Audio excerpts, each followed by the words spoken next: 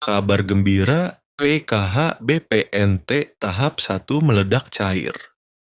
Rp600.000 di kartu KKS ini infonya. Halo Sobat Info Bansos terkini, apa kabar semuanya? Semoga selalu sehat dan dimudahkan segala urusannya.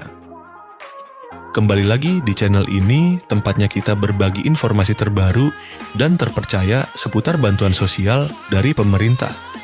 Nah, di video kali ini saya akan menyampaikan kabar gembira. Karena tepat hari ini, bulan Maret 2026, ada banyak sekali bantuan sosial yang cair untuk masyarakat penerima manfaat.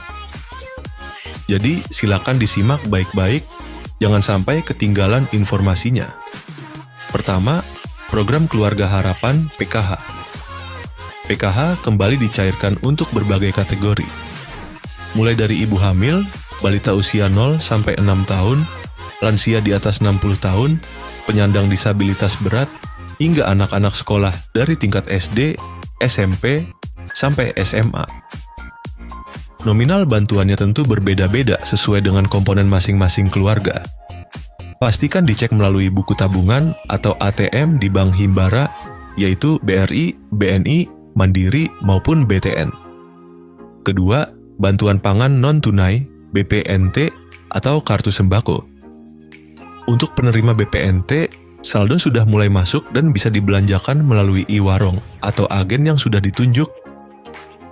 Bantuan ini biasanya berupa saldo senilai Rp200.000 setiap bulan untuk memenuhi kebutuhan pangan pokok seperti beras, telur, dan bahan pokok lainnya.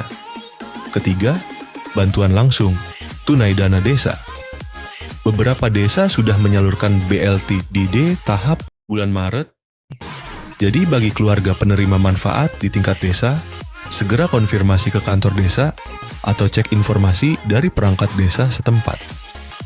BLT ini diberikan untuk membantu meringankan kebutuhan hidup sehari-hari, terutama bagi keluarga yang masuk kategori miskin dan rentan. Keempat, bansos pangan beras 10 kg.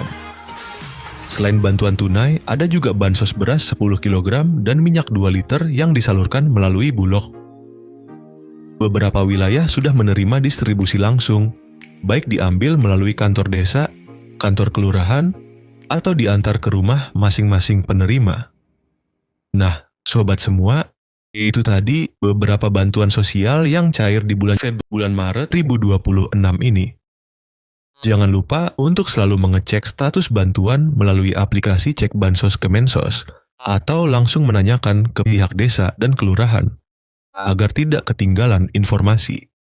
7 bansos yang berlanjut di 2026, pemerintah memastikan bahwa bantuan yang bersifat fundamental dan struktural akan tetap berjalan. Ini adalah jaring pengaman utama bagi masyarakat rentan. Program bantuan yang akan cair di 2026 diantaranya itu yang pertama, program Keluarga Harapan PKH. Sebagai primadona bansos, PKH tetap kokoh berdiri. Bantuan ini menyasar komponen vital keluarga, ibu hamil, balita, anak sekolah SD sampai SMA, lansia, dan penyandang disabilitas berat. Mekanisme penyalurannya diprediksi tidak berubah, yakni cair bertahap 4 kali setahun. Yang kedua yaitu BPNT atau sembako, atau yang bisa disebut bantuan pangan non-tunai. Kebutuhan pangan tetap menjadi prioritas nomor 1. Meski ada wacana transformasi ke direct cash, transfer uang digital untuk efisiensi program ini dipastikan aman, yaitu dalam artian program BPNT masih terus berlanjut di 2026. Yang ketiga yaitu bantuan PIP, program Indonesia Pintar. Komitmen mencerdaskan bangsa tidak surut. Anak-anak dari keluarga prasejahtera tetap dijamin akses pendidikannya melalui bantuan tunai PIP. Jadi PIP di 2026 akan tetap berlanjut. Yang keempat yaitu PBI JKN atau Kartu Indonesia Sehat gratis dari pemerintah. Kesehatan adalah hak dasar. Subsidi iuran BPJS Kesehatan bagi 40% penduduk termiskin tetap ditanggung penuh oleh negara. Bantuan beras 10 kg. Program cadangan pangan pemerintah CPP ini diprediksi kuat akan diperpanjang, berfungsi sebagai bantalan saat harga beras gejolak atau terjadi kerawanan pangan. Jadi bantuan beras di tahun 2026 akan tetap berlanjut. Yang keenam yaitu atensi lansia dan disabilitas berat. Kementerian Sosial terus menyalurkan bantuan rehabilitasi sosial baik berupa alat bantu, kursi roda, alat dengar maupun makanan bagi lansia tunggal dan disabilitas. Untuk yang ketujuh, bantuan pena pahlawan ekonomi Nusantara. Ini adalah bintang baru bagi KPM usia produktif di bawah 40 sampai 45 tahun yang sudah lama menerima bansos.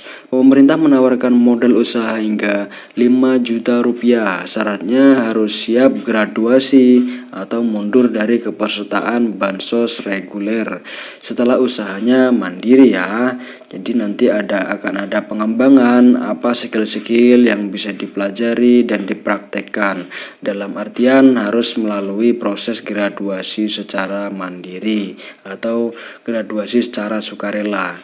Tidak semua kabar itu manis ya. Ini dia yaitu kabar di tahun 2026 menjadi akhir perjalanan bagi bansos yang sifatnya ad hoc atau sementara.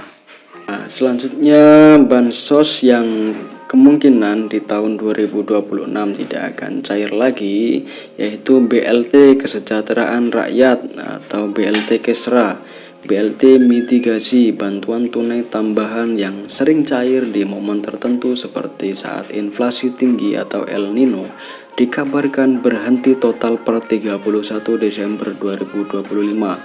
Sifatnya yang fleksibel dan temporer membuat program ini tidak masuk dalam anggaran rutin jangka panjang 2026. Bantuan subsidi BSU, program yang sempat hits saat pandemi ini juga diprediksi tidak akan muncul kembali seiring dengan pulihnya kondisi ekonomi pasca krisis. Ya, jadi ada beberapa bantuan yang kemungkinan di tahun 2026 tidak akan cair atau tidak rutin cair per bulan sesuai dengan kondisi yang ada di lapangan seperti inflasi tinggi atau El Nino dan lain sebagainya. Ya, lalu isu yang sangat hangat di tahun 2026 yaitu era baru bansos digital dan seleksi alam KPM. Isu paling strategis di tahun 2026 adalah digitalisasi dan validasi ketat. Pemerintah melalui bocoran dari Menko Luhut Binsar Panjaitan merencanakan peluncuran sistem bansos digital berbasis Artificial Intelligence atau AI. Tujuannya yaitu memberantas hantu bansos alias penerima fiktif, penerima ganda atau salah sasaran. Jadi concern pemerintah sangat concern di situ ya, seperti penerimanya yang nggak ada atau bansosnya tetap cair, meninggal tetap bansosnya cair, atau penerima ganda atau salah sasaran. Itu pasti menjadi concern agar efisiensi menggunakan artificial intelligence. Apa konsekuensinya bagi KPM jadi KPM yang terdeteksi sudah mampu secara ekonomi, memiliki aset, gaji UMR atau di atas UMR dan lain sebagainya, yang intinya mampu akan langsung dinonaktifkan dari DTKS, data terpadu kesejahteraan sosial. Fokus pemerintah bergeser dari sekedar menyalurkan bantuan menjadi mencetak keluarga yang mandiri secara ekonomi. Saran bagi KPM, jadi simak secara sesama dan teliti. Saran bagi KPM, jangan terlena, pastikan data kependudukan Anda, KK, KTP Anda valid ya dan terbaru. Jadi ketika ada perubahan apapun itu disampaikan ke Dispenduk, datanya itu harus yang valid dan terbaru. Bagi yang masih muda dan produktif, manfaatkan program Pena untuk memulai usaha. Jadi bantuan itu bukan gaji ya sobat bansos semuanya. Jadi jangan terlalu mengandalkan bantuan sosial dari pemerintah. Gunakanlah bantuan sosial itu untuk produktivitas Anda, membantu ekonomi Anda, membantu usaha Anda agar Anda berkembang dan usaha Anda juga berkembang, dan nantinya ekonomi Anda juga berkembang dan stabil. Karena di masa depan bansos tunai murni akan semakin diperketat seleksinya. Jadi tidak semua orang serta-merta gampang untuk menerima bansos ini. Ya, mungkin itu saja pembahasan dari saya. Jika pembahasan saya kurang jelas atau sobat semua ada pertanyaan yang seputar bansos, saya selalu terbuka. Ya, mungkin itu saja dari saya. Kurang lebihnya mohon maaf apabila ada kata-kata yang kurang berkenan. Dari saya, wassalamualaikum warahmatullahi wabarakatuh. Salam sejahtera, salam tepat sasaran.